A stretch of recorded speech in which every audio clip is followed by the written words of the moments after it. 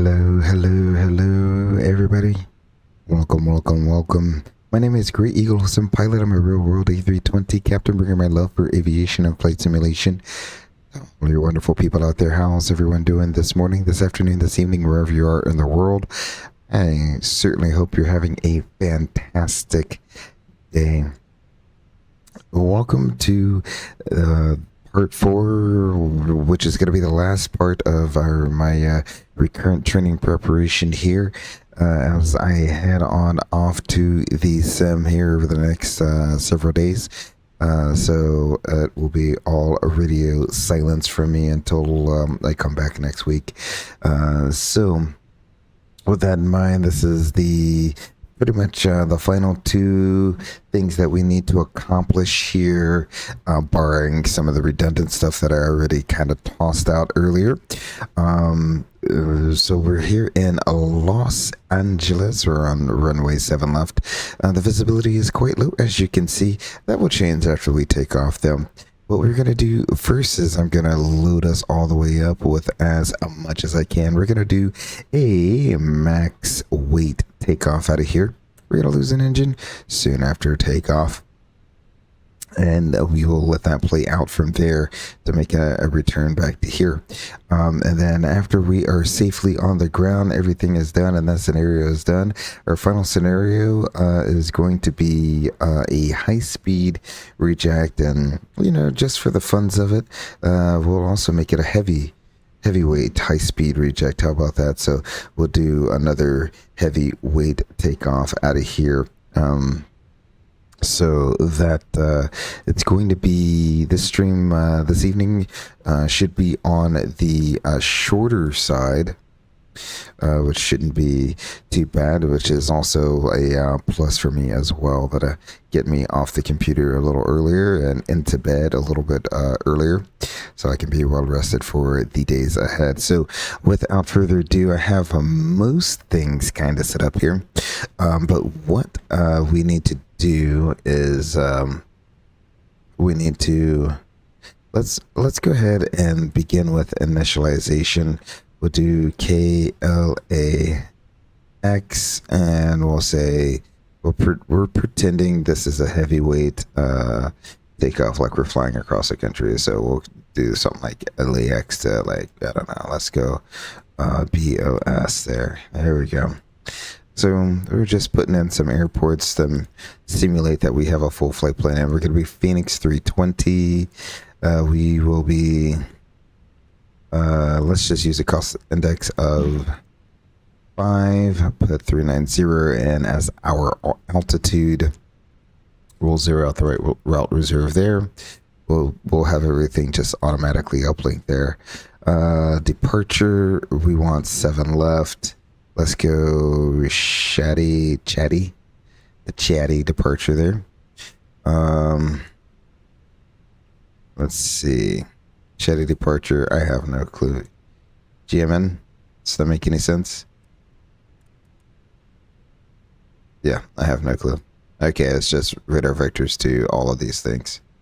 Alrighty. Well, that is what it is.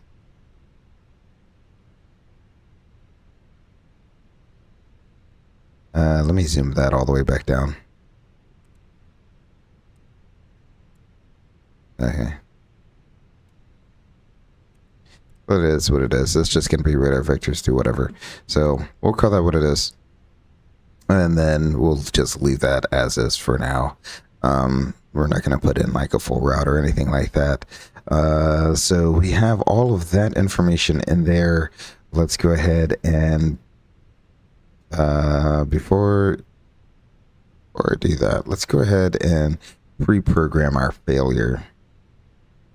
So this is going to be a power plant failure, and we're just going to do a normal engine failure for the condition to happen 5 seconds after takeoff. Boom. We will apply the changes there. And now let's go in. We'll start here. Max fuel load. And then we'll just keep adding passengers until we're above our weight.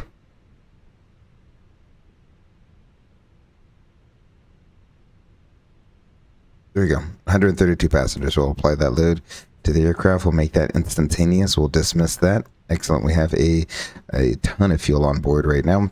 We'll send that to our McDo. Make sure that came in. Yes, it did. We'll clear that out. Go to performance over here. Let's get some takeoff data, shall we? What apart? LAX. I missed the A there. LAX. It's going to be 7 left. Everything looks good. Let's go ahead and we'll do a flex takeoff. We'll go ahead and do a flex takeoff on this one. We'll sync the final load sheet and we'll call it 163.8. 163.8. Now, just because I'm taking this number above does not mean that you can take off at 163,000 pounds.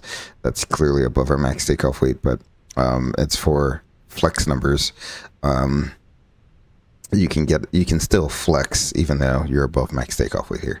Alrighty, so the winds, we won't give any headwind or tail wind. It's going to be 160 at 10. Temperature is going to be 15 degrees, and the altimeter 299 or 2. I don't know if that was already in there. We'll go ahead and calculate that out. You see how we still have a flex temperature. We'll send that to the McDo. There we go.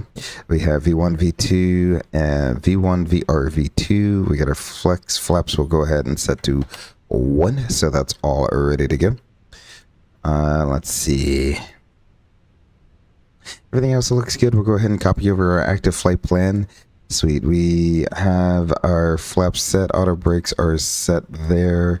We'll get the PWS into auto. That all looks good. We'll turn those on as we would in real life. I hope right now I don't have to turn on frame gen because I would hate to do that. It's been this airplane's been so good the last few days with frame gen off of all things. I usually fly around with frame gen on, but with frame gen off, this thing has been rocking it. Received messages, load sheet, accept, return, load sheet, accept, and we will return. There we go. We will put the flight plan up here and the performance page up over here. I think we hit all the major things. Everything is on. All of our lights are on. That's turned up as bright as it will go, which is quite all right. That's turned up as bright as it will go, which is quite all right as well. Alrighty. So we're all set up and ready to go. This is going to be an engine failure just after takeoff. A heavy weight, and it should be very, very spicy. One little note before we get underway. All of the information presented here is strictly for entertainment purposes, to be used only in flight simulation. This is not to be used in any sort of real-world scenarios. Please consult your airlines, aircraft manuals, and standard operating procedures on how to actually fly anything presented here today. Again, everything is very much modified because it is single pilot. They're operating in a 2-pilot aircraft, so lots of things will be presented in a not in order way. So take what you see here with a grain of salt and just apply it to your simulation wherever you can. There we go. With that out of the way, let's go ahead and get the brake off and get the show on the road, shall we? Alrighty. The brakes are off. We're cleared for takeoff. We'll go 50%.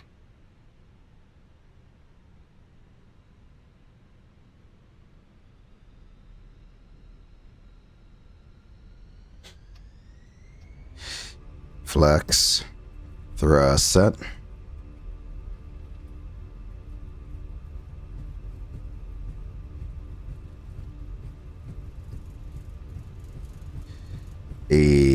Checked.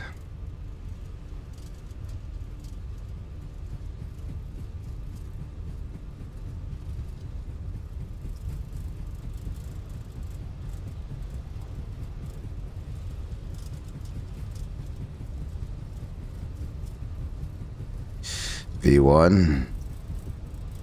Rotate.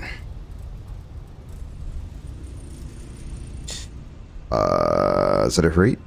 Gear up. Autopilot 1.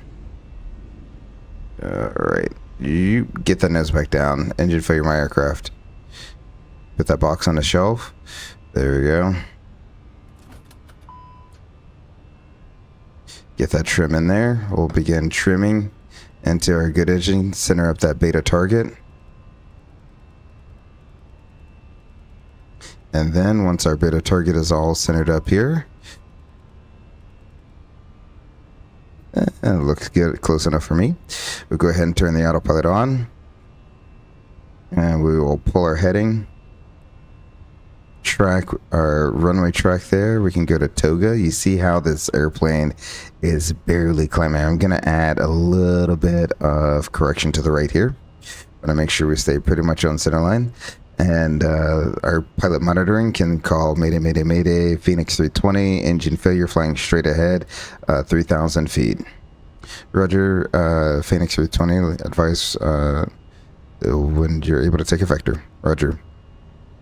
So you see the suggestion, you can leave it in flex. It will still climb on one engine in flex, but what you want to do is you want to get it into toga. There's our 1,000 feet. Let's go ahead and mash to level off there.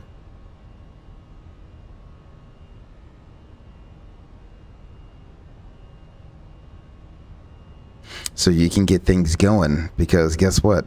We put it back in arc mode and I bring out the 20 nautical miles. Guess what's 15 miles ahead of us? So that's the reason why you want to get this thing going into toga. It is very slowly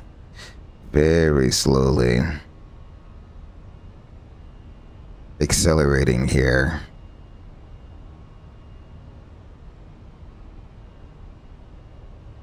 Now, while this is happening, see how everything's nice and slow? The pilot monitoring can get the quick reference card. Make sure it's not a quick action item or an ECAM exception. It is not. He can state it's not a quick action item, or he can just hold it and wait for us to finish cleaning up here. So we'll go flaps up.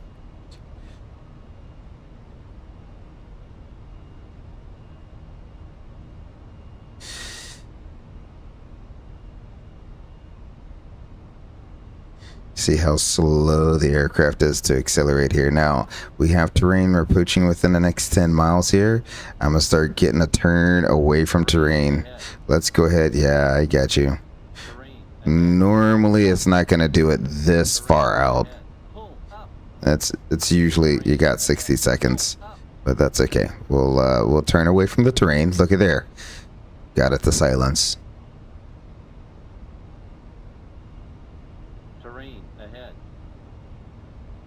We'll continue turning away from terrain. We're pretty much level here right now. And once we do get... Alright, I'm not heading anywhere near the terrain, but we'll keep that turn going. Alrighty, let's go ahead and go open climb. We'll select our speed. We'll continue our turn now. We can accept radar vectors. Let's make that turn all the way to like a 1... We'll head back out over the ocean here.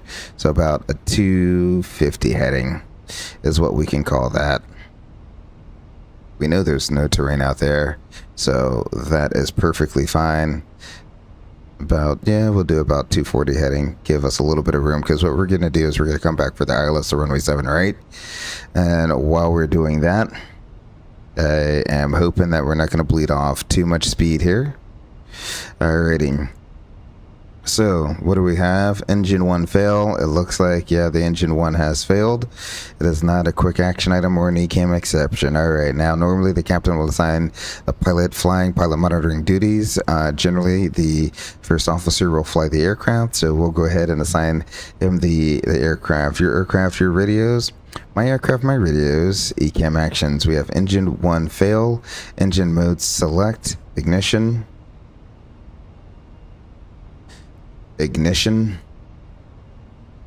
Thrust lever 1 idle. Pilot flying will either touch it or point to it.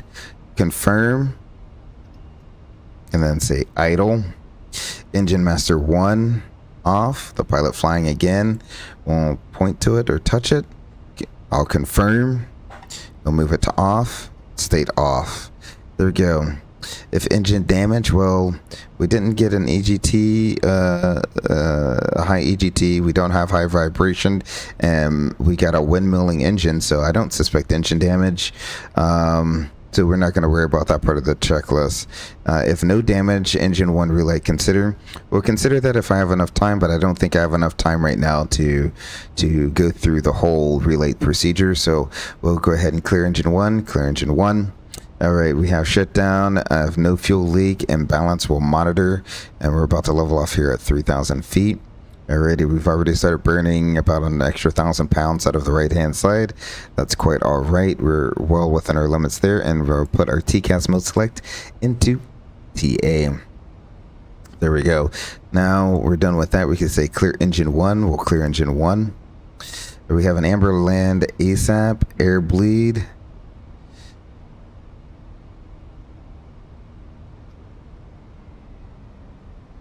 We'll bring the speed on up there.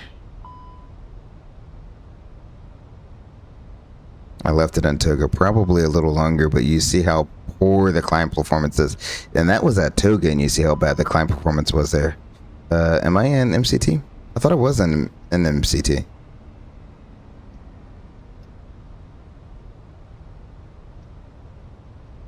Okay. I gotta jiggle it around in the slot, I guess. Alrighty. So, we're level here 3,000 in a good direction, flying away from terrain. That's always a good thing. We'll do 250 on the heading now. Let's see. Land ASAP is amber, secondary systems air bleed and electric. So if we look down here at the air bleed system, the number 2 pack is operating to pressurize and cool the aircraft. So that looks good. We can clear bleed.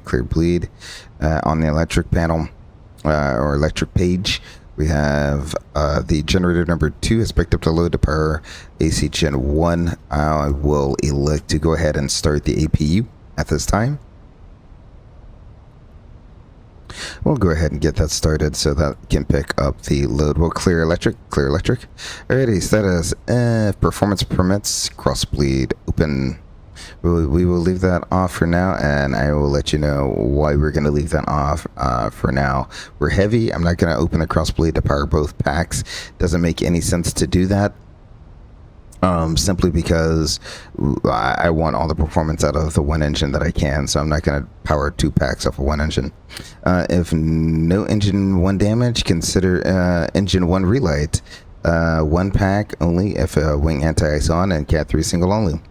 Over here in operative systems, we got Cat 3 dual, engine 1 bleed, pack 1, main galley, and generator 2. We can clear our status, clear status. APU is coming up online. ACAM actions are complete, and we will head into the QRH for our follow-up procedures here. We just have engine 1 fail. I have that procedure handy dandy and available to us. Before I start into the QRH follow-up procedures, let's switch over gears real quick into our pilot monitoring duties. So we did clear the Mayday. We're getting vectors back out. We're going to go into the AOC till dispatch of our situation. We're returning back to LAX, and they have that notification. So there's our 2 out. Now we really only have to worry about our 2 in, but that's going to be the job of the captain. So while we're heading back towards LA, what we need to do is put in a new destination. Hey Cap, I have LA as a new destination. How's that look? That looks good. Excellent. We'll go ahead and put in the ILS to runway 7 right. And there's going to be no star. Hey Cap, I have the ILS. How's that look? That looks good. And we'll go direct to Timsey. Radial N. Hey Cap, how's the radial N look? That looks good. Excellent. No nav intercept. That works with me. Alrighty. And while we're at it, let's just activate their bridge phase. Hey, I have selected speed. I'm gonna activate their bridge phase. How does that look? That looks good. There we go. We're always verifying Both pilots are on the same page when it comes to different things. You can put in the arrival information, 29902, 15 degrees, and the winds are 160 at 10. So there we go. And if you really want to, which I didn't bring up the chart, so let's go ahead and do that. We'll add a departure. We'll call it LAX. There we go. We want the ILS to 7 right. This one. And popping out the clouds reminds me, since this is going to be a Cat 1 approach, we're going to be doing this back around to a Cat 1 approach. We get rid of a lot of weather. There we go. That should bring me up to Cat 1 winds. Beautiful. We'll get that approach chart out and ready to go. And now what I'll do is I'll probably flight freeze this here. There we go. So that we can turn a nice base, nice final there. Beautiful. So, and he can turn on both LS push buttons. He can do his backward Z, double D. We have the flight plan that's in there. Rad nav, IMKZ 109.9. IMKZ 109.9. That all looks good. We can do KLAX 07 right. And the perf is done. Well, except for the minimums. The minimums looking like it's going to be 328. Nope. 328 in the barrow. There we go. And we like to use medium auto brakes. Excellent. So now that we hopped over to the pilot monitoring, pilot flying, did some of the pilot flying stuff while the captain's over here doing captain stuff, we can hop back into our QRH follow-up procedures. So after engine shutdown, suspect engine damage if the following symptoms are observed, which we did not observe any of those symptoms. Repeated or uncontrollable engine stalls, hydraulic system loss, significant increase in aircraft vibrations and buffeting. An important mismatch of rotor speeds or absence of rotation, and a rapid increase of EGT above the red line. We don't have any of those. So I'm not suspecting any engine damage. If engine shutdown is required, then after accomplishing ECAM actions APU, if available, ensure it is started, which we have. So if we go down to the electrical page, it is now sharing the load. So that's good. Caution. We don't have either of the engine fire push buttons push, so we're not too worried about that. But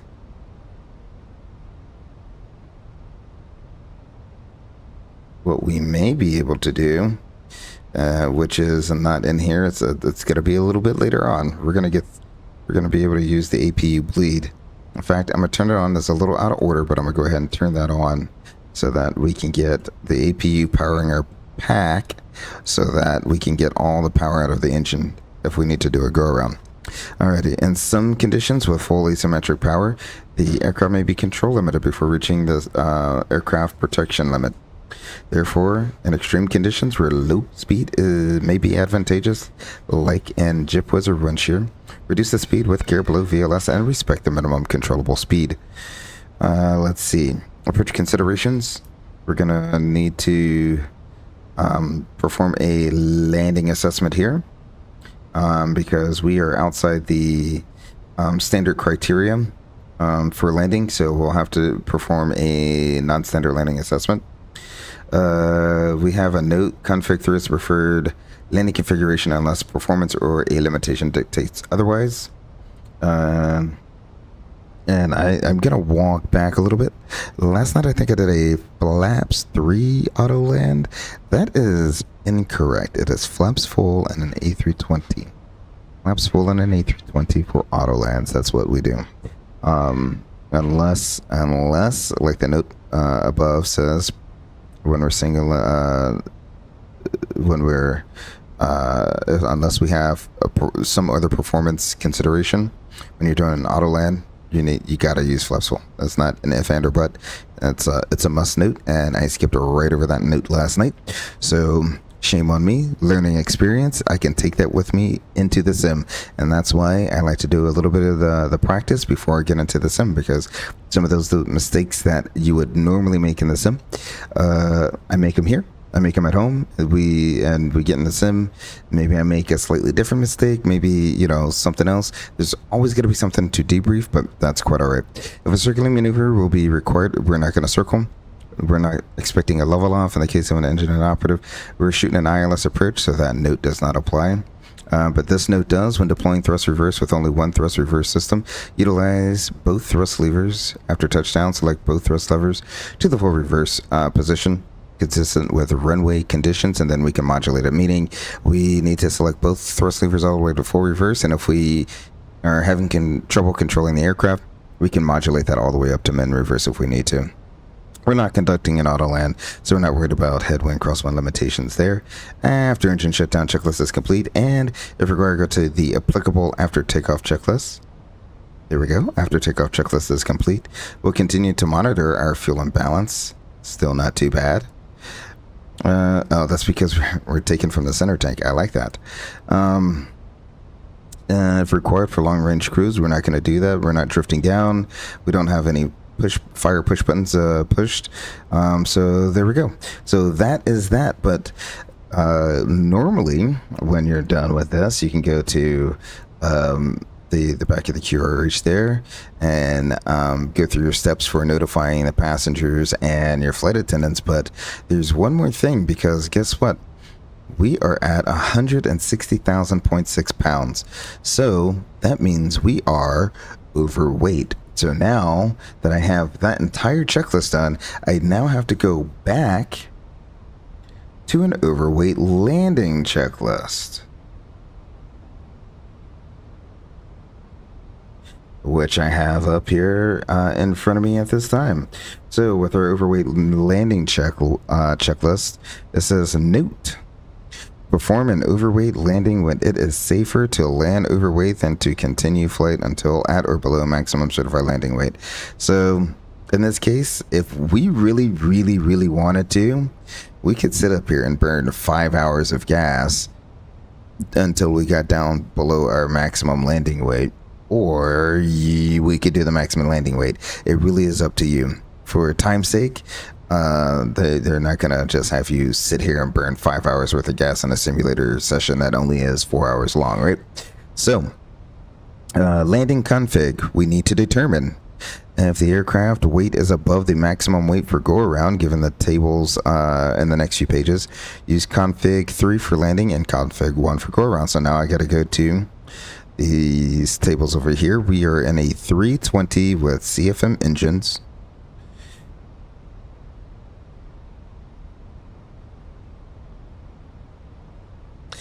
Alrighty, the temperature on ground level is 15 degrees. Right, so 15 degrees. We're just about sea level. So we're looking at 187,000 pounds is our maximum weight for a go around and config full, or landing in config full with a go around and config 1.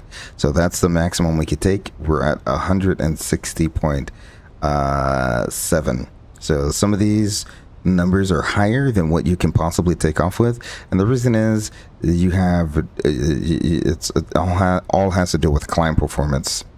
So as you start getting into higher temperatures and higher elevations, then obviously it comes down to below your maximum takeoff weight. But as of right now, that's what we have. So we can land in flaps full, and for performance sake, I think that's what I'm going to do, because we're heavy. I don't want to utilize. I don't want to leave runway behind me. Runway behind me is runway you can't use, right? So I want to use the most amount that I can. So we'll do a config full landing.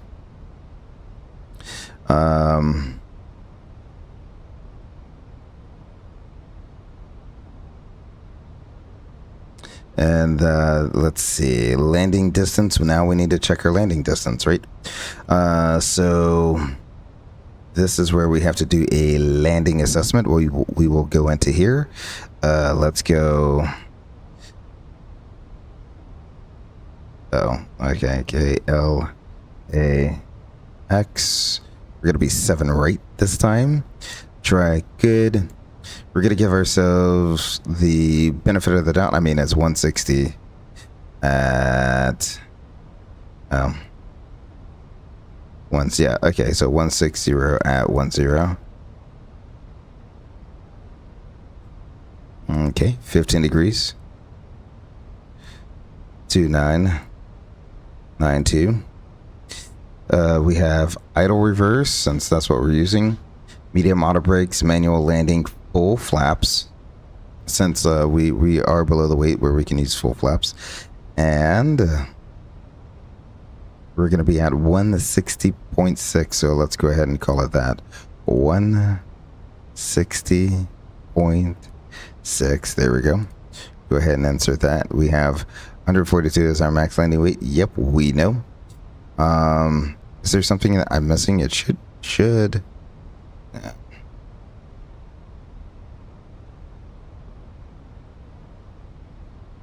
There we go. It didn't have a real wind. So we need 7,044 feet of runway, 8,100 feet with a 15% margin. We have 11,096 feet of runway. So it's still using quite a bit of runway, but we should be able to make it just fine. Like I said, I'd much rather stop with still runway ahead versus panicking trying to get it to stop before we run out of runway. Alrighty, for approach, choose one. APU bleed available. It is. We can turn that on. Guess what? I already did. So I kind of hopped ahead there. So we can go ahead and turn the APU bleed on so that we can get the most amount of power of our engine should we need to go around. There are the caution messages there. Depending on which fire push button you have will determine what bleed configuration you need to use. The APU not available. That doesn't apply to us. Let's see. That note doesn't apply to us. If landing config other than full, use config 1 plus F for go around. So we'll just use config full to keep everything the most normal for go around, which is go around toga flaps 3. Speed at runway threshold. They want you to be right around VLS. So I'm guessing they want us to select a speed right around VLS. Very interesting. It is what it is. Increase the flare height and minimize vertical speed at touchdown. Should not exceed 360 feet per minute. The main landing gears must touch down asymmetrically as possible. So what they're saying is butter the landing the best you can. And it's, you got the runway. We've determined we have enough runway. We have a nice long runway. You're overweight. Don't land it hard. Butter the landing on. Save the gear as much as you can. For landing, use max reverse as soon as practical. And as will touchdown, apply brakes as necessary. Consider using the available runway length to mitigate excessive brake temperatures. So there we go. When landing is completed, we'll turn the brake fans right on. So we got to remember that that's going to be a threat. So our threats coming in on this approach, we're single engine, we're overweight, we have a little bit of terrain heading towards the east. And we got to remember to turn the brake fans on right as soon as we stop the aircraft there. And then the last thing is make a entry in the technical log. So that is our overweight landing checklist there. Now that we finally have that done, we can finally go and brief our cabin crew members. Right, so we've already advised ATC. Our pilot monitoring has advised dispatch. We're not worried about hazmat, so that's good. We're not planning an evacuation, so I'm not going to brief test. Alrighty, so the word we want to use when we talk to the flight attendants are precautionary landing. So let's go ahead and give our flight attendants a call. That should have rang twice, but that's okay. Hello, it's Jill. Hello, Jill. This is Captain Martin. On departure out of Los Angeles, we had an engine indication appear, so we're going to go ahead and return back to Los Angeles for a precautionary landing. We will be landing in the next 15 minutes. Expect aircraft rescue and firefighting to be present around the aircraft once we do land. And I don't have any other special instructions for you there. We should anticipate a normal taxi to the gate after we do land, but I'll call you back once we get on the ground. I don't have any other special instructions. Do you have anything for me? Nope, we'll get the cabin ready. Thank you. Alrighty. And I forgot to tell her, I'll make a PA to the passengers, but let's go ahead and make a PA to the passengers. Ladies and gentlemen from the flight deck, this is your captain speaking. On departure out of Los Angeles, we had an indication up front, and out of abundance of caution, we're going to make a return back to Los Angeles. We will be landing in the next 10 to 15 minutes. When we do land, you may see safety vehicles present around the aircraft. We do ask that you please remain seated with your seatbelt securely fastened until I have parked the aircraft at the gate and turned off the fasten seatbelt sign. Please give your full and undivided attention to our cabin crew members, as they may have additional safety information for you. Thank you for your cooperation. Alrighty, so there we go. We have that all done. We have our 2 out, we have our 2 in, and we are ready to come back around and brief our pilot flying, who will soon be the pilot monitoring here, right? On the approach, he's done all the hard work. He's got those vectors. He's put in the ILS. He's talking to ATC. I'm over here in La La Land doing my own thing. So let's go back in here, pull up our chart. Since he's still flying, I still have the leeway to go in here, bring up our chart. We got ILS or localizer runway 7 right, 11-4, dated 30 October 20. We got Timsy. Let's go ahead and move it this way. First time doing this. We got Timsy, Fumble, and then from Fumble inbound, that's 5 miles, 3-degree glide slope to the runway. Must approach will be straight ahead until we can accept a turn, essentially. So, yeah, that's going to be that, and we'll stop on the runway, set the brake, do all that fun stuff. He'll talk to ATC. I'll talk to the flight attendants and passengers, and we'll go from there. So now I'll ask him if he's ready for a briefing. As you can see, I'm kind of rushing this along. I'd probably take it a little bit slower than I actually would in the simulator, but we'll go ahead and brief this on up. Let's plan on doing the ILS to runway 7 right, chart 11-4, dated 30 October 20. The frequency is going to be 109.9. 071 is the final approach course. Fumbles at 1800. I see you put in our DA of 328. Our touchdown zone is 128, and the MSA around the Los Angeles VOR 7,700 feet. That's the quadrant to the north there. Mass approach. Let's see, we'll configure using medium model brakes. Flaps full, so we get the shortest landing performance there. If we need to go mess, plan on going toga. And a climb straight ahead to 3,000 feet. We'll try to get vectors back around when we can accept vectors there, since we do have terrain off to the east. Pappy's on the left. They have a Mauser lighting. We'll stop it on the runway. You talk to ATC and ARF. I'll talk to the passengers. We are single engine, so some of the call outs we need to make are after we say deployed single reverse is going to be the call out there. We make it simply because, like, we didn't have a hydraulic, and they are hydraulically actuated, so we do have hydraulic pressure on the green system, so both reversers may open up, but we're only gonna really get one reverse to operate there.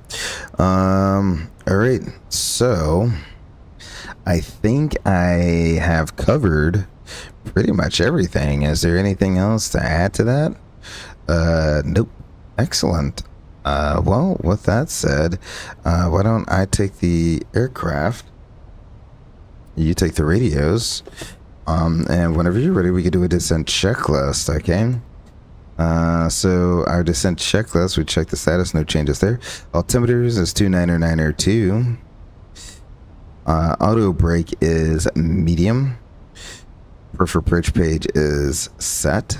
Arrival briefing, reviewed, no star. We'll do the ILS to runway 7 right. Status is checked. The descent checklist is complete. Alrighty, I think we're all set up and ready to go. And of course, whenever you're ready, the instructor will ask, are you ready for me to take it off a flight freeze? To which we'll say, yep, we're ready to go. We'll let the aircraft settle in with what it's going to do. Excellent. So we'll bring it on down to 210 knots and also make a, what is that? Go ahead north-ish.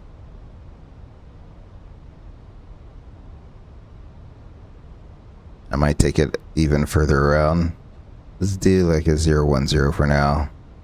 Yeah, we'll do 010 for now. Flaps 1, speed verified.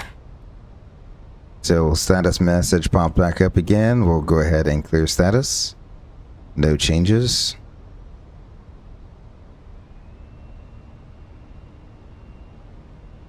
And you can hear on one engine how much higher of a thrust the one engine that's working is versus when we've done single engine work at lower weights. It's not spooled up nearly as high as it is. So that is, I immediately can tell a difference there.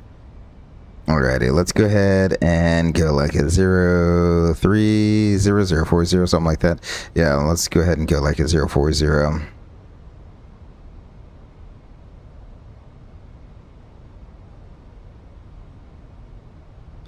And from here, we'll go ahead and arm our approach. We can slow it down.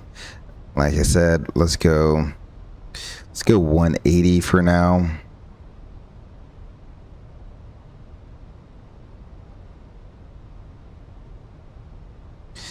We got VFE next, minus 10. Let's go flaps 2. Beautiful. Alrighty, so it's got to be hand flown from the intercept, so I'll go ahead and click off the autopilot. Now at this time, the aircraft is giving me all types of yaw and motions here. The low capture.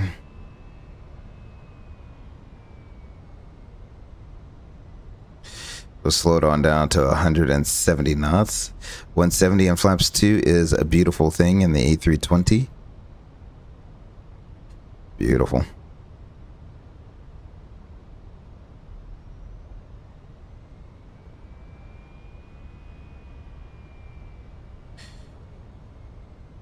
Alrighty. For my hand flown ILSs, I do like to just, it's harder to do on a computer than it is to do in the simulator. In the simulator, you're really focused on your primary instruments here.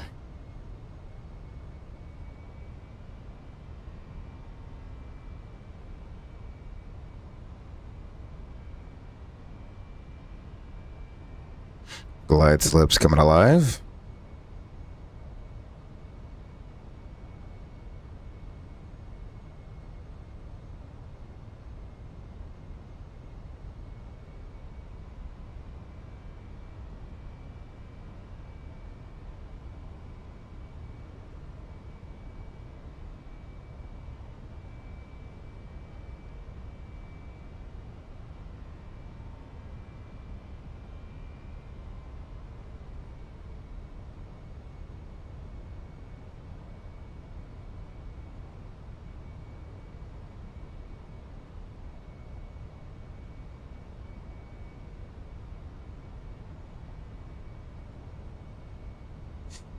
Beautiful. What I'll probably do, we have glide slope capture. We can set the miss approach altitude. It's 3,000 feet. Yeah, 3,000 feet. And that is set. Beautiful. I'm gonna go ahead and no reason to rush anything along, right? I know we're kind of high, but I want to get everything nice and smooth and stable as soon as I can. So I'm gonna manage my speed, go gear down. Review Fenix -10, flaps 3, speed verified. And review Fenix -10, flaps full, speed verified. And now we can go ahead and do a before landing checklist. The altimeter, we have 29902 and 2600. Engine mode, ignition. Landing gear is Roger, down 3 green. And the ECAM memo, we're holding for the ECAM memo, which is very much not uncommon when you're here in the sim, because you want to, it's your time, take your time, and slow down and configure early. We got exactly VLS, not VLS, but we have exactly VApp +5 here. So we're looking really, really good, or VLS +5, VLS is 142. It wants us to cross the threshold at 142. We'll keep it there. Maybe once we get lower, maybe that's something we will do there. Beautiful. That's why we wait for that. All right. ECAM memo is landing no blue before landing checklist is complete.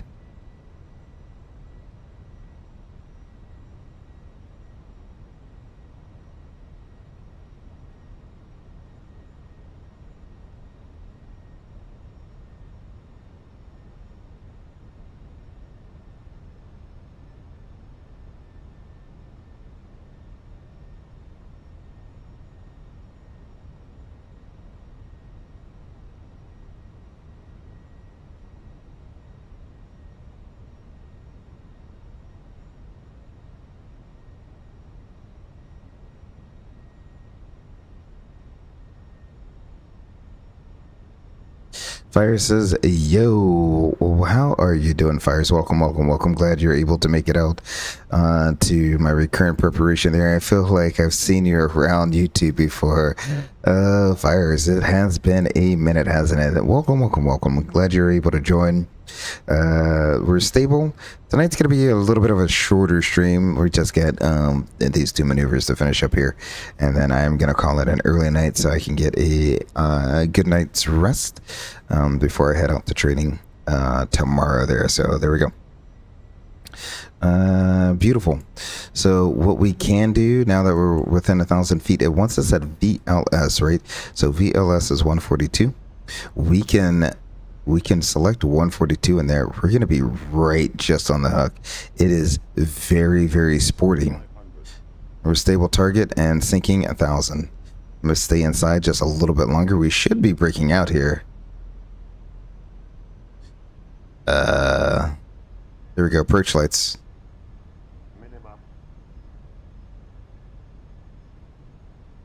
Runway. Continuing. 50, 40, 30, 20, retard. 5.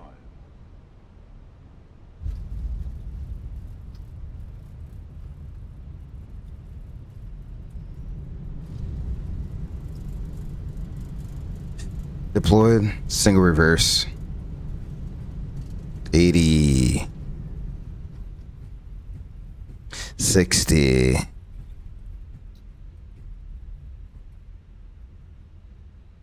Beautiful. We'll stop it right here. The first officer would then go talk to ATC, talk to ARF. I'd make another PA, just a reassurance PA. Ladies and gentlemen, this is the captain speaking.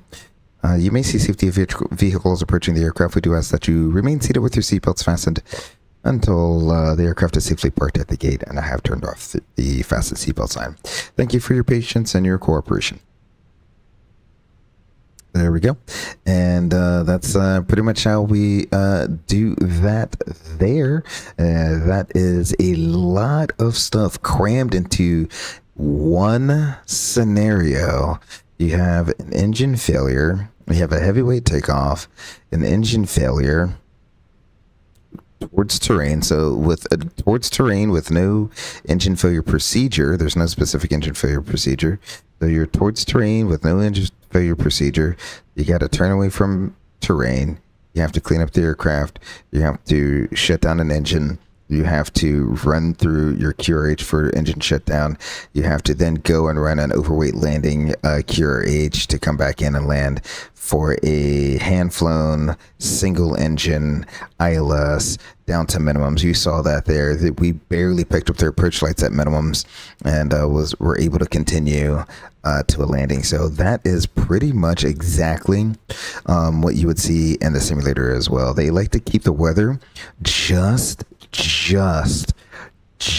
minimums so that you're struggling to see one dot of light to come through the clouds. So that's pretty much how they like to do it for every scenario, whether you're doing a localizer, a VOR, perch, an ILS, an NDB. Well, we don't do NDBs, but an RNP. The approach minimums are going to be just exactly at minimums, unless they want you to go around, which they'll put their weather below minimums but not say anything. So you don't see anything when you get down there. So that's pretty much how that runs. So what we're going to do is I love GSX. I did not think about this until like a day or so ago. I love that I can go ahead. I can snap us right back to 7 left. Just warp me there. Boom, we're back at 7 left. Amazing. I love it. Didn't have to reconfigure anything. It's almost like being in the sim. Let's go ahead and get my engine back up and online, shall we? So we'll clear this failure. Yeah. Let's undo that. Let that engine come back up and online. We get our flaps. Let's just bring it up to 1. How about that? Beautiful. APU can come off.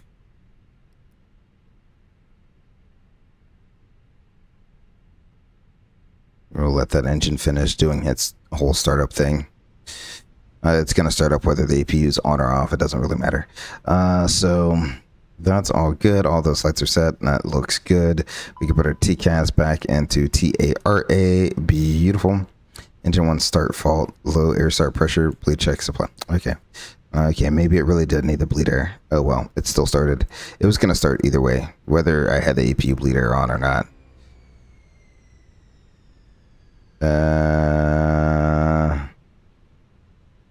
Chill out, engine. There we go. Let's get our spoilers down. Let's get them back up. There we go. Spoilers are done. They're rearmed. Beautiful. Let's go ahead and we'll clear out the company messages last right before we do this last spot that we do.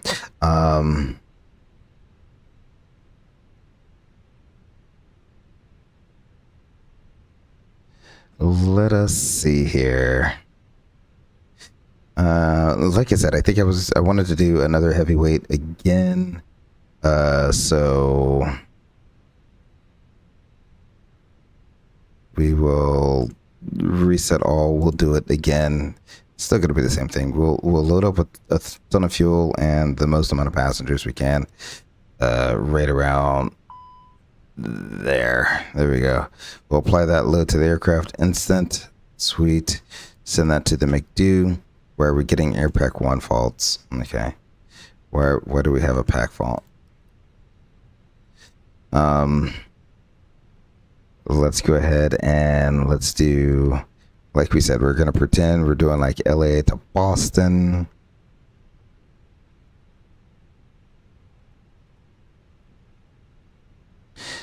Sweet. Let me get this pack back on. Nope. Okay, why did you... Nope, it went away. Nope. No, it didn't. Why is the pack not working?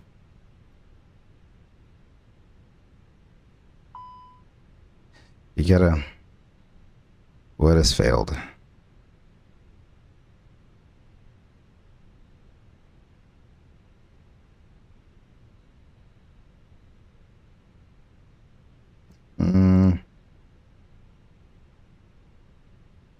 automatic system.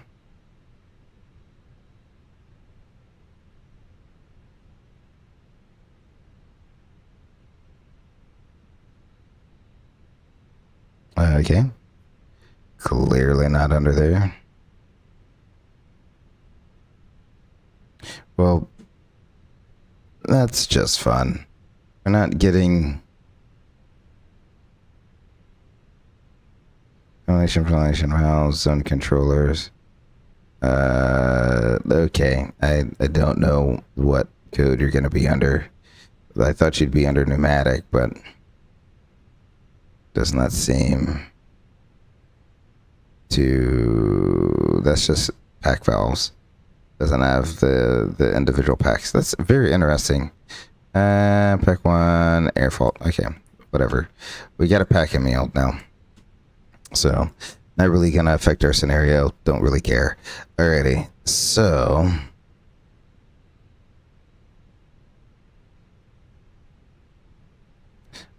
let's go back here. Where was I? Forgot where I was. Oh, we need performance data.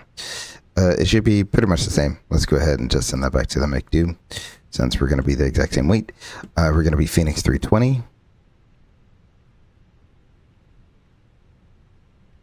Cost index of 5. And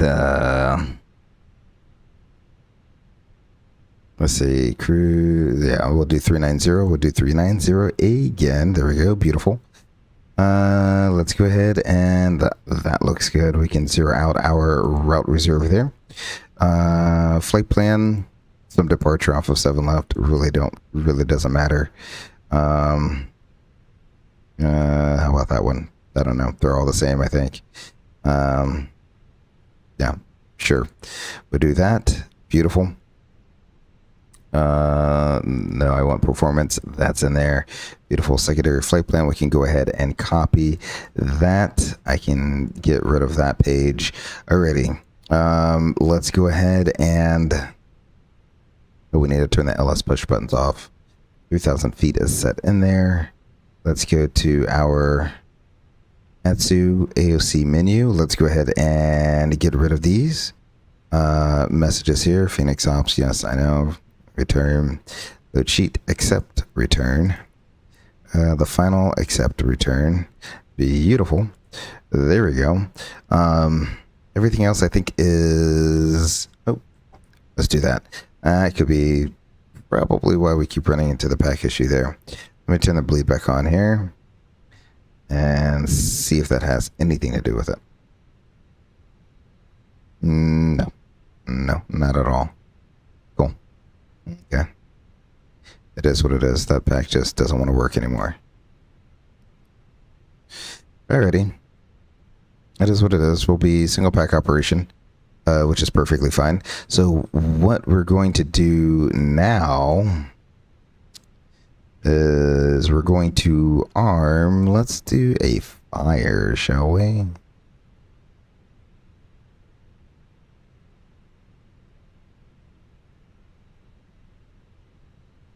Where's the fire?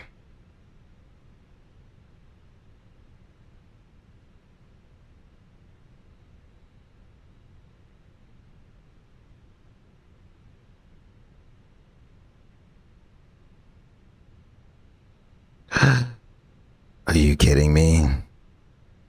They don't. Is it under fire protection?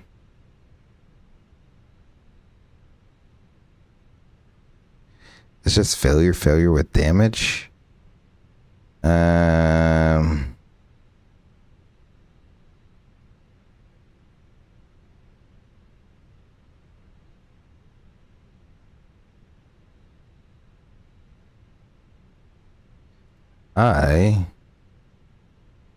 Fire and extinction. Oh, it's under fire. Okay, interesting.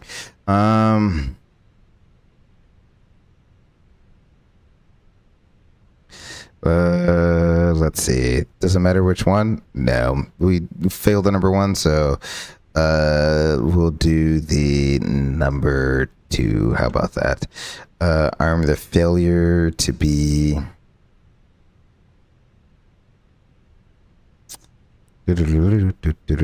above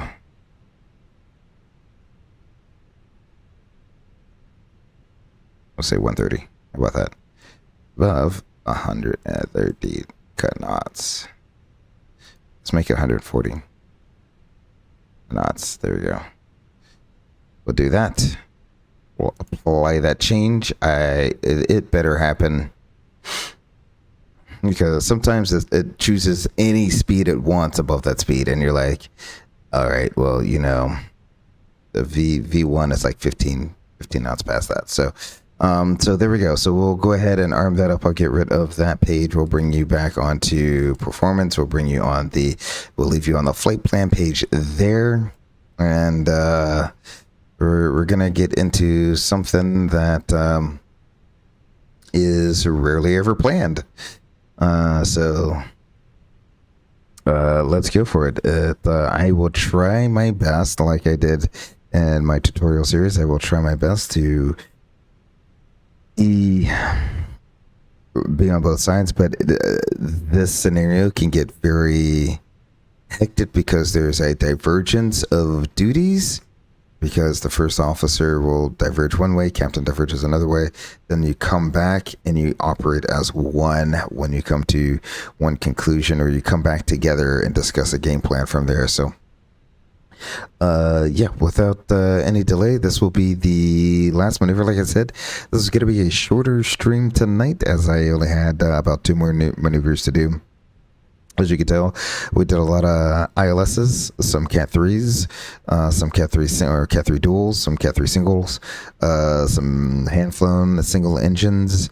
So we did a localizer approach, RMP approach, LDA approach. We've done almost every approach this airplane can possibly do in the course of the last few days here. So lots and lots and lots of good work there. Hello, Eddie. He says, hey, folks, how are you doing? Welcome, Eddie. Welcome to the live stream. Glad you're able to make it out for the very last one we do right before I head out to training here. Hopefully you're having a fantastic evening. And like I said, this is going to be a shorter stream. After this maneuver, we're pretty much gonna call it a wrap there. And I've been spending the last few days studying, getting into the books, looking ahead and seeing what's in store for training, trying to brush off some old maneuvers we haven't done in a while, and making sure my T's are crossed and my I's are dotted, as it sounds like this year they definitely are putting a lot more focus on crossing your T's, dotting your I's, doing everything exactly word for word, letter for letter in the SOPs. So again, things will be learned, mistakes will be had, but you go to training, it's a learning experience, not to go and get berated about how terrible of a pilot you are. Those days are long gone. So we got V1, V2, climb and nav, blue flight directors 1 and 2. That all looks good. Let's get this last maneuver underway here, shall we? Pretty good night. Just ate some KFC. There we go. It's been a minute since I've had some KFC there, Eddie. It's been a good long minute. I used to really love their chicken pot pies. I'm not gonna lie, I used to really love their chicken pot pies. Alrighty. Brakes off. 50%.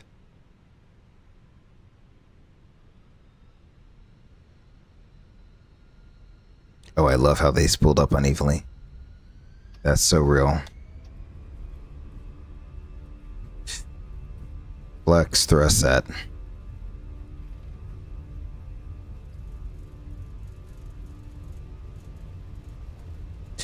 $80 checked.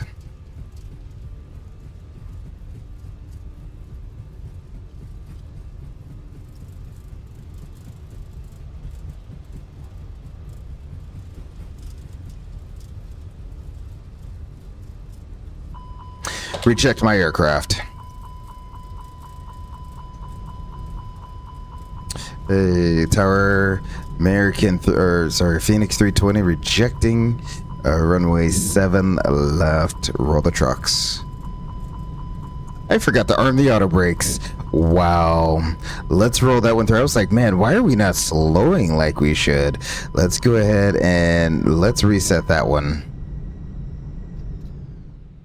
Alrighty. I was so busy trying to make the reject call that the other important part is for the first officer to call out no auto brakes. So let's go ahead. Let's unarm that failure. We'll apply that change, get our engine back. All right. That all looks good there. I did not arm the auto brakes. So let's go ahead. Well, we can't do that because we got to disarm the spoilers here. Let's try that one more time, shall we? Let's go ahead, and that would be on the instructor to make sure everything is set up for the scenario. So we'll go ahead and zip back to the back of the end of the runway here.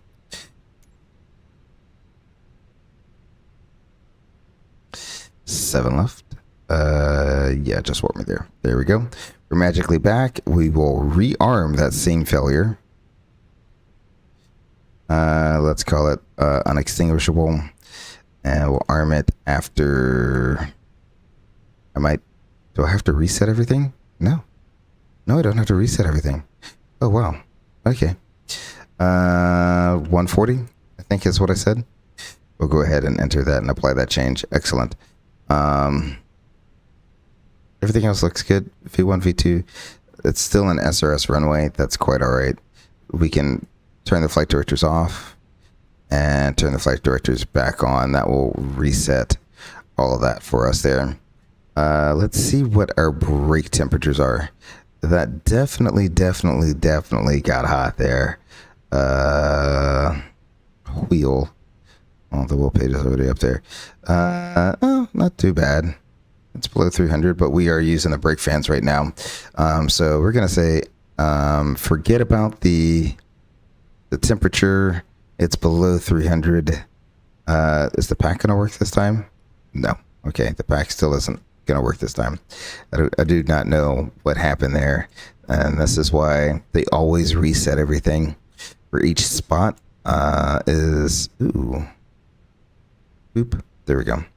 Is because you want to get whatever kinks were in the failures the last system or the last time around. They're all gone. They can clear them, but they want to just make sure the spot is loaded correctly. Alrighty, so 2992, 3,000 feet. Flight directors on arc to nautical miles. Auto brakes are on this time. And so that's the other thing with this maneuver that makes it so hard. Single pilot is you're trying to do the first officer stuff, you're trying to do captain stuff, and the first officer, there's a lot of burden on the first officer for this maneuver because the first officer has to call ATC, let them know we're rejecting, then immediately go back into all the landing call outs, single reverse or no reverse, and no auto brakes. So you want deployed, you always start down here. So you always want deployed, single reverse or no reverse, and what's the status of the auto brakes. So every landing, that's my flow. Deployed, reverse, auto brakes. Deployed, reverse, auto brakes. Kind of hard to do when you're trying to keep the airplane on center line and slowing down, but let us try that again, shall we? Alrighty, I think I have everything done this time. We'll forget that the brakes are smoking hot. Let's see what they are now. Okay, they're not too terrible. Alrighty, so we will ignore that. That will be fine. Alrighty, so let's go ahead. Let's try this one more time, shall we? Do I have the brake off? Yeah, the brake off. I'm surprised we didn't roll. Let's go ahead and arm the spoilers, shall we? Alrighty. I'm going to tilt it ever so slightly down. And maybe that is a viewpoint I need to save by default because I can see the spoilers, I can see my reversers, I can see my auto brakes, I can see out very well outside the window here. I can see my PFD and ND. Everything is very much visible here, and I have access to all my important buttons. So Fenix, maybe that's the way we should go. Let's try this one more time, shall we? I'm surprised I didn't have to reset the FMS. Sometimes you have to reset the FMS after that, or the FMGC. Alrighty. Yeah. We'll not worry about that, shall we?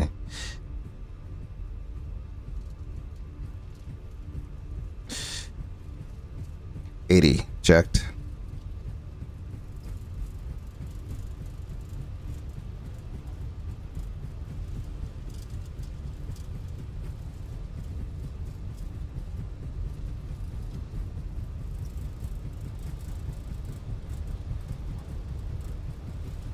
No?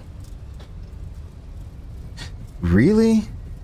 This is what I can't stand about the at or above speeds. That's how it should be.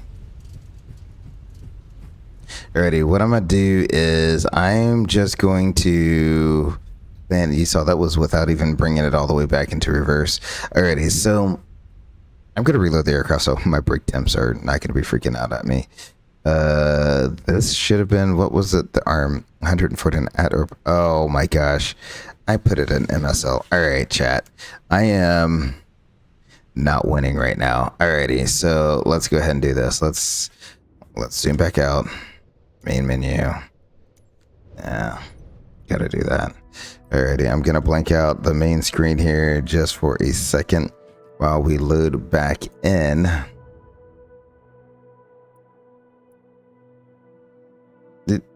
There we go. There's gonna be 7 left. There we go. We'll set that for departure. And we'll go ahead and start our flight here. I'll be right back there. Please, Phoenix, don't crash now. I'm gonna have a ton of rejects under my belt before I even get to training here.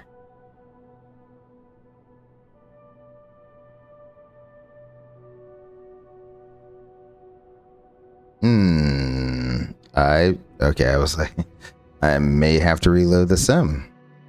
But not. Nope. Should be good. There we go. Excellent.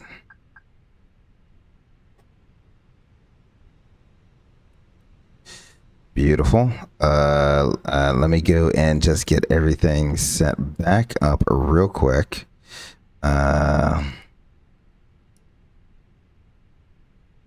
I'll leave you on now. Well, that at least cleared the pack as well. Needs to go there.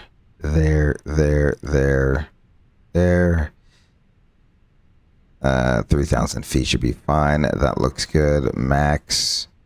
We'll just go to all. I don't know why I like the armrest up, but I find the vast majority of people I fly with the armrest up. Let's see. Let's go ahead, do a quick reinitialization here. We'll do LAX to Boston.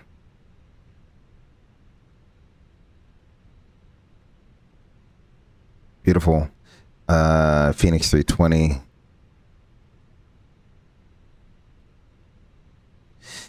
Five.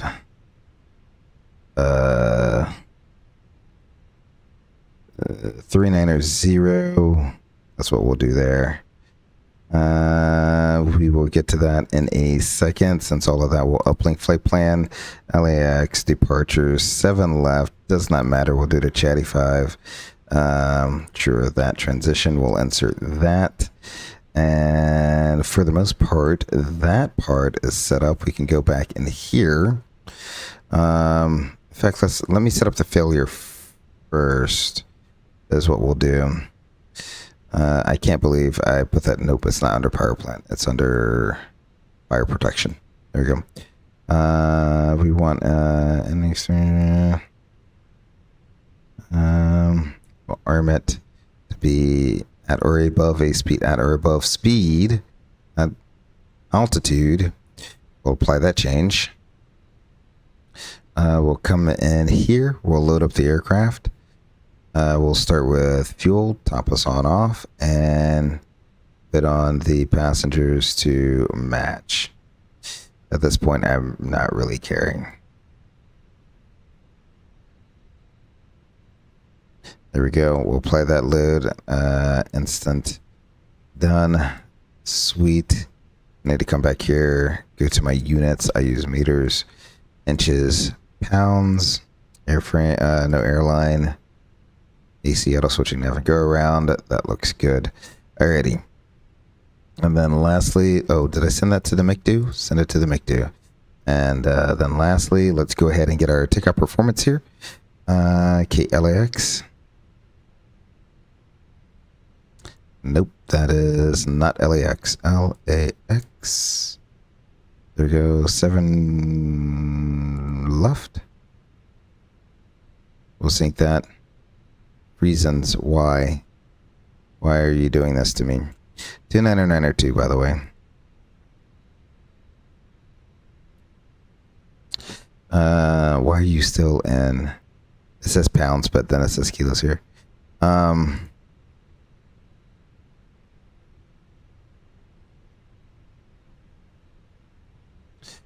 162.2.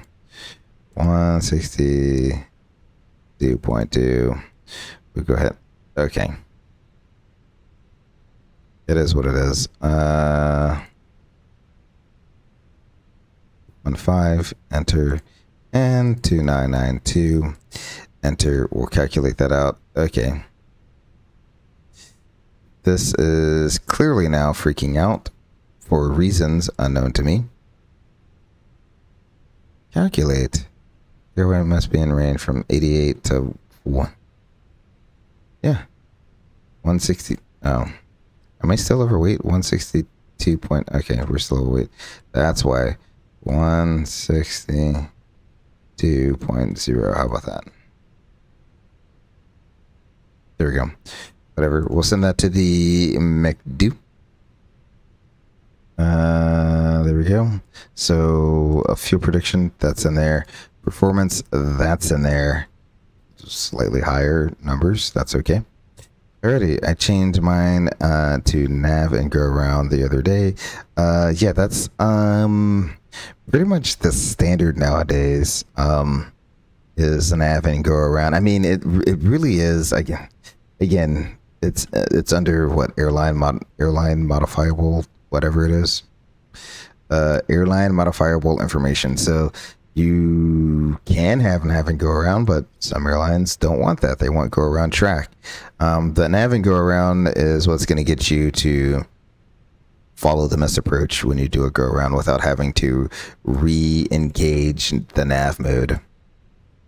So that's that makes it a whole lot easier when you're doing go arounds there. So let's go ahead and do a config test. There we go. I should have did a config test before I took off last time, but now I have a working pack. My brake temperatures are nice and cold. That all looks good. I think we have our scenario set up the way it should be. Mr. Instructor pilot, I hope you set up everything correctly. I'm gonna just tilt that down ever so slightly so I have a full view of everything. Let's do this for the last time. For the last time. For real. For real. The last time. For the last time. There we go.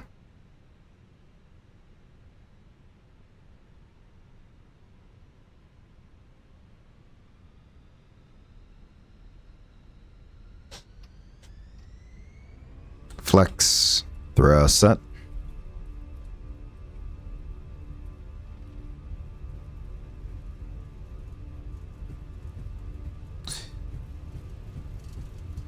$80.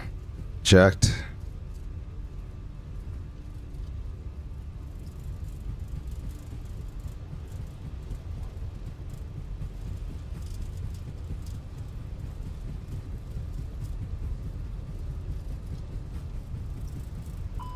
Reject my aircraft.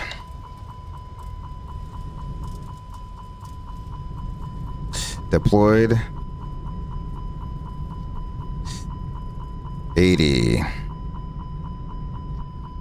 60. We can silence that. Meanwhile, while we were stopping this entire time, the first officer is calling the reject to ATC, Fenix 320, rejecting takeoff, roll the trucks. There we go. Now that we've stopped, the captain is going to get on. This is the captain. Remain seated, remain seated, remain seated. Now, the first officer, we have an engine fire. We are on the ground. Pulls up the quick action index here. And engine fire on the ground. That is a quick action item. So on the ground, thrust levers idle. Aircraft, after aircraft is stopped, park brake is on. I thought I had turned that on already. Let's see. ATC, VHF1 notify. We already did that. Flight attendants, PA alert. Ensure the PA, this is the captain, remain seated. We just did that. Engine master, affected engine off. We don't have to confirm this on the ground. Why? We don't have to confirm it on the ground because the aircraft is stopped with the parking brake set. Engine fire push button, affected engine, push. There we go. And while he's running this checklist, we'll go ahead and go all the way down to where we push Agent 1 and 2 discharge and assess the condition of the affected engine. So they don't even want you to wait. They just say, Agent 1, did that do it? Agent 1 and Agent 2 discharge. And after the captain has made his PA to the passengers, he's going to go ahead and call the flight attendants. That should be 2 chimes, by the way. Hello, this is Betty. Hi, this is the captain. How's everyone doing in the back? Is there any signs of smoke or fire back there? We have a lot of smoke billowing in the cabin, Captain. We have a lot of smoke billowing in the cabin. Roger. Stand by for my signal. Alrighty, so we have a lot of smoke in the back there. Let's go ahead and run the evacuation checklist. So we'll go ahead and turn on the dome light because we're about to lose all the power in the aircraft. ATC notifying a tower Fenix 320 will be evacuating on the runway. If main cabin pressure is in use, it is not. All engine masters off. That's off. All fire push buttons, engine and APU, we will push.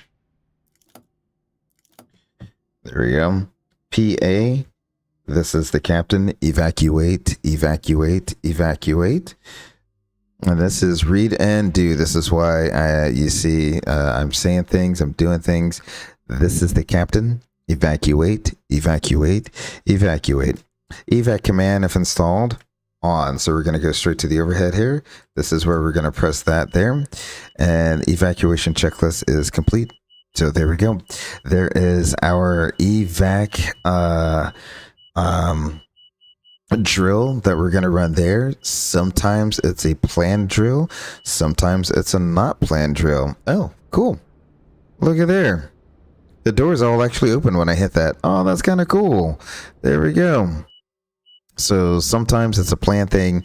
Sometimes it's an unplanned thing. Right? So, you just gotta roll with the punches there. That's why the captain, it's important for him to gather information from ATC. That's what the first officer is doing. Hey, tower, do you guys see anything out there? Is anything happening? Flight attendants, hey, is everything okay? Do you see any signs or indications of smoke or fire? They said, hey, we have a lot of smoke back here. We're just going to evac the aircraft. Especially with reports coming in from towers saying, hey, yeah, your engine's on fire. Other aircraft around, they will not hesitate to chime in and say, hey, your aircraft's on fire. So definitely take all the input you can get. I'm going to go ahead and silence this alarm, by the way, because I don't know if you can hear it, but I can definitely hear it. So there we go. Definitely take in all the input you possibly can to make the best decision there. Obviously, with smoke billowing in the cabin, you don't want people dying from smoke inhalation. So I decided it was the best option to evacuate the aircraft. Now, if people are saying, yeah, you got a raging fire on your number 2 engine and the fire isn't extinguishing, maybe I'll consider that. If the fire extinguishes, there's no need for me to have an evacuation, right? The other part of that is it's an unextinguishable fire. Do you want to? People are unpredictable, right? You can have people evacuate into the fire, right? That can happen. So there's a lot of things that you got to take into consideration before you make that plan to make that evacuation there. But yeah, there we go. So that will conclude my that will definitely conclude my preparation for CQ there. Still a little bit more studying to be had as we head on into training, but hopefully I'll be able to knock all of that out. I do not know. Oh, my sliders are in a different place.